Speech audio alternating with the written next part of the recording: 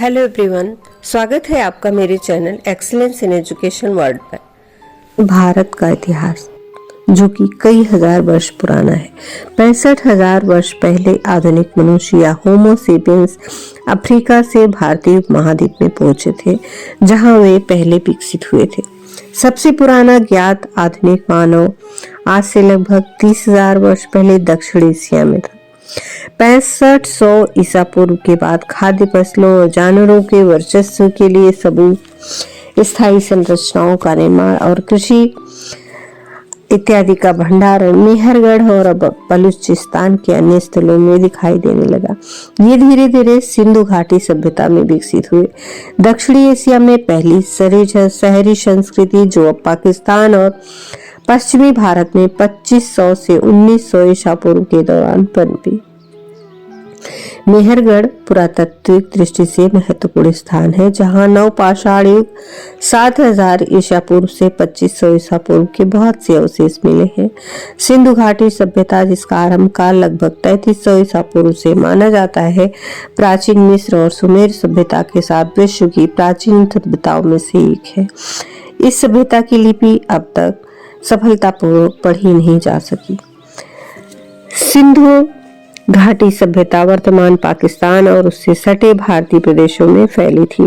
पुरातत्व प्रमाणों के आधार पर 1900 ईसा पूर्व के आसपास इस सभ्यता का अकस्मात पतन हो गया। 19वीं शताब्दी के पाश्चात्य विद्वानों के प्रचलित दृष्टिकोणों के अनुसार आर्यों का एक वर्ग भारतीय उपमहाद्वीप की सीमाओं पर 2000 ईसा पूर्व के आसपास पहुंचा और पंजाब में बस गया और यही ऋग्वेद की ऋचाओं की रचना की। आर्यों द्वारा उत्तर तथा मध्य भारत में एक विकसित सभ्यता का निर्माण किया गया, जिसे वैदिक सभ्यता कहते हैं। प्राचीन भारत के इतिहास में वैदिक सभ्यता सबसे प्रारंभिक सभ्यता है, जिसका संबंध आर्यों के आगमन से है। इसका नामकरण आर्यों के प्रारंभिक साहित्य वेदों के नाम पर किया गया है। आर्यों की भाषा संस्कृत थी। धर्म वैदिक धर्म या सनातन धर्म के नाम से प्रसिद्ध था। बाद में विदेशी आक्रांताओं द्वारा इस धर्म का नाम हिंदू पड़ा। वैदिक सभ्यता सरस्वती नदी के तटीय क्षेत्र, जिसमें आधुनिक भारत के पंजाब और हरियाणा राज्य आते हैं, में विकसित हुई। आमतौर पर अधिकतर विद्वान वैदिक सभ्यता का काल 2000 ईसा पूर्व से 600 ईसा पूर्व के बीच में मानते हैं, परंतु नए पुरातत्व खननों से मिले अवशेषों में वैदिक सभ्यता से संबंधित कई अवशेष मिले हैं, जिसमें कुछ आधुनिक विद्वान यह मानने लगे हैं कि वैदिक सभ्यता भारत में ही शुरू हुई थी। आर्य भारतीय मूल के थे और यही बात सत्य भी प्रतीत होती है कि आर्य भारतीय मूल के थे। ऋग्वेद का रचना काल 3000 ईसा पूर्व रहा होगा, क्योंकि आर्यों के भारत में आने का न तो कोई पुरातत्व उत्खननों पर आधारित प्रमाण मिला है और न ही डीएनए अनुसंधानों से कोई प्रमाण है। हाल ही में भारतीय पुरातत्व परिषद द्वारा की गई सरस्वती की नदी की खोज से वैदिक सभ्यता, हड़प्पा सभ्यता और आर्यों के बारे में एक नया दृष्टिकोण सामने आया है। हड़प्पा सभ्यता को सिंधु सरस्वती सभ्यता नाम दिया गया है, क्योंकि हड़प्पा सभ्यता की 2600 बस्तियों में से वर्तमान पाकिस्तान में सिंधु तट पर मात्र 265 बस्तियां थीं, जबकि शेष अधिकांश बस्तियां सरस्वती नदी के तट पर मिलती हैं। सरस्वती एक विशाल नदी थी, पहाड़ों को तोड़ती हुई निकलती थी और मैदानों से होती हुई समुद्र में जाकर विलीन हो जाती थी। इसका वर्णन ऋग्वेद में बार बार आता है। यह आज से 4000 साल पूर्व भूगर्भीय बदलाव की वजह से सूख गई थी। आर्य लोग खानाबदोश गडेरियों की भांति अपने जंगली परिवारों और पशुओं को लिए इधर से उधर भटकते रहते थे। इन लोगों ने पत्थर के नुकीले हथियारों से काम लेना सीखा। मनुष्यों की इस सभ्यता को वे यूलिथ सभ्यता कहते हैं। इस सभ्यता में कुछ सुधार हुआ तो फिर चिलियन सभ्यता आई। इन हथियार औजारों की सभ्यता के समय का मनुष्य नर वानर के रूप में थे। उनमें वास्तविक मनुष्यत्व का बीजारोपण नहीं हुआ था। मुस्टेरियन सभ्यता के पश्चात इंडियन सभ्यता का प्रादुर्भाव हुआ। इस समय लोगों में मानवोचित बुद्धि का विकास होने लगा था। फिर इसके बाद वास्तविक सभ्यताएं आई, जिसमें पहली सभ्यता नवपाषाण कालीन कही जाती है। इस सभ्यता के युग का मनुष्य अपने जैसा ही वास्तविक मनुष्य था।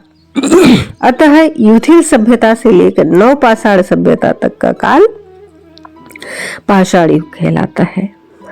पाषाण युग के बाद मानव जाति में धातु युग का प्रादुर्भाव हुआ। धातु युग का प्रारंभ ताम्र युग से होता है। नवपाषाण युग के अंत तक मनुष्य की बुद्धि बहुत कुछ विकसित हो गई थी। इसी समय कृषि का आविष्कार हुआ। कृषि ही सभ्यता की माता थी। आर्य ही संसार में सबसे प्रथम कृषक थे। कृषि के उपयोगी स्थानों की खोज में आर्य पंजाब की भूमि में आए और इसी का नाम सप्त सिंधु प्रदेश रखा गया। आर्य लोग संपूर्ण सप्त सिंधु प्रदेश में फैल गए, किंतु उनकी सभ्यता का केंद्र सरस्वती तट था। सरस्वती नदी तट पर ही आर्यों ने ताम्र युग की स्थापना की। यहाँ उन्हें तांबा मिला और वे अपने पत्थर के हथियार को छोड़कर तांबे के हथियारों को काम में लेने लगे। इस ताम्र युग के चिन्ह अन्वेषकों को चान्हू डेरों तथा बिजनौत नामक स्थानों में खुदाई में मिले हैं। ये स्थान सरस्वती नदी प्रवाह के सूखे हुए मार्ग पर ही है। मेसोपोटामिया तथा इलाम में भी यही सभ्यता प्रोटो इलामाइट सभ्यता कहलाती है। सुमेरु जातु प्रोटा इलामाइट जाति के बाद मेसोपोटामिया में जाकर बसी है। सुमेरु सभ्यता के बाद मिस्र की सभ्यता का उदय हुआ। प्रसिद्ध अमेरिकन पुरातत्वविद डॉक्टर डी टेरा ने सिंधु प्रदेश को पत्थर और धातु युग में मिलाने वाला कहते हैं। ताम्र सभ्यता के बाद कांस्य की सभ्यता आई। कांस्य की सभ्यता संभवतः सुमेरियन लोगों की थी। मेसोपोटामिया के उर्फरा किश तथा इलाम के सूशा और तपा मुस्यान आदि जगहों में उन्हें खुदाई में कांस्य की सभ्यता के नीचे ताम्र सभ्यता के अवशेष मिलते हैं। मेसोपोटामिया में जहां जहां इस प्रोटो इलामाइट कही जाने वाली ताम्र सभ्यता के चिन्ह मिले हैं, उसके और सुमेर जात की कांस्य की सभ्यता के स्तरों के बीच में किसी बहुत बड़ी बाढ़ के पानी द्वारा जमी हुई चिकनी मिट्टी का उसे 4 फुट मोटा स्तर प्राप्त हुआ है। यूरोपीय पुरातत्ववेताओं का मत है कि मिट्टी का यह स्तर उस बड़ी बाढ़ द्वारा बना था जिसको प्राचीन ग्रंथों में नूह का प्रलय कहते हैं। ताम्र युग की प्रोटोइलामाइट सभ्यता के अवशेष इस प्रलय के स्तर के नीचे प्राप्त हुए हैं। इसका यह अर्थ लगाया गया कि इस प्रलय के प्रथम में ही प्रोटोइलामाइट सभ्यता का अस्तित्व था। इस सभ्यता के अवशेषों के नीचे कुछ स्थानों में निम्न श्रेणी के पाषाण सभ्यता के चिन्ह प्राप्त हुए हैं। ईसा पूर्व 7वीं और शुरुआती 6वीं शताब्दी सदी में जैन और बौद्ध संप्रदाय लोकप्रिय थे। अशोक ईसा पूर्व 241 इस काल का एक महत्वपूर्ण राजा था, जिसका साम्राज्य अफगानिस्तान से मणिपुर तक और तक्षशिला से कर्नाटक चला था, पर वो संपूर्ण दक्षिण तक नहीं जा सका। दक्षिण में चोल सबसे शक्तिशाली निकली। संगम साहित्य की शुरुआत भी दक्षिण में इसी समय हुई थी। भगवान गौतम बुद्ध के जीवन काल में ईसा पूर्व 7वीं और शुरुआती 6वीं शताब्दी के दौरान 16 बड़ी शक्तियां महाजनपद विद्यमान थे। अति महत्वपूर्ण गणराज्यों में कपिलवस्तु के शाक्य, वैशाली के लिच्छवी गणराज्य थे। गणराज्यों के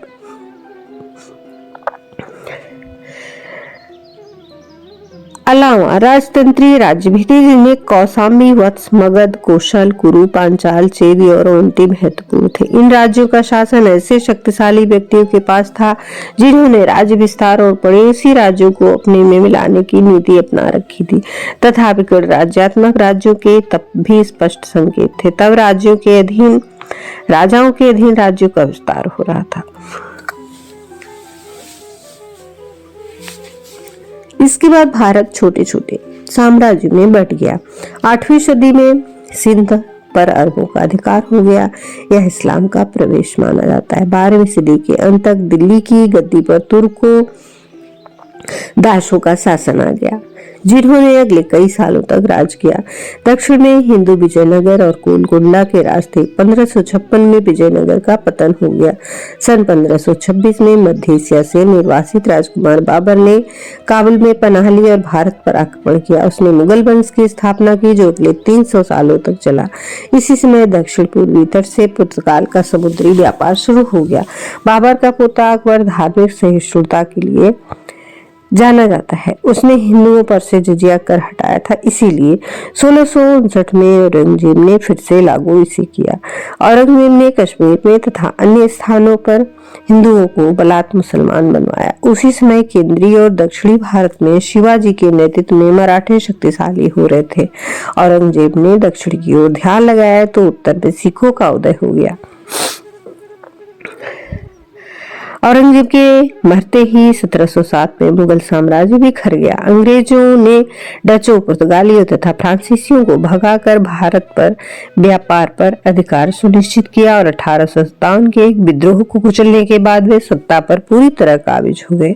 भारत को आजादी 1947 में मिली, जिसमें गांधी जी के अहिंसा आंदोलन के साथ सुभाष चंद्र बोस आदि अन्य स्वतंत्रता आंदोलन के सेनानियों का बहुत महत्वपूर्ण योगदान था। 1947 के बाद भारत में गणतांत्रिक शासन लागू है। आजादी के समय ही भारत का विभाजन हुआ, जिससे पाकिस्तान का जन्म हुआ और दोनों देश कश्मीर सहित अन्य मुद्दों पर तनाव बना रहता है। और साथ ही बेल आइकन प्रेस कर दें, जिससे आने वाली वीडियो की नोटिफिकेशन मिलती रहे। और वीडियो को अंत तक जरूर देखें और अपने बहुमूल्य सुझाव कमेंट बॉक्स में भी दें। बेल को ऑल पर जरूर करें। वीडियो को लाइक करें, ज़्यादा से ज़्यादा शेयर करें और अपने बहुमूल्य सुझाव कमेंट बॉक्स में अवश्य दें। धन्यवाद। नमस्कार।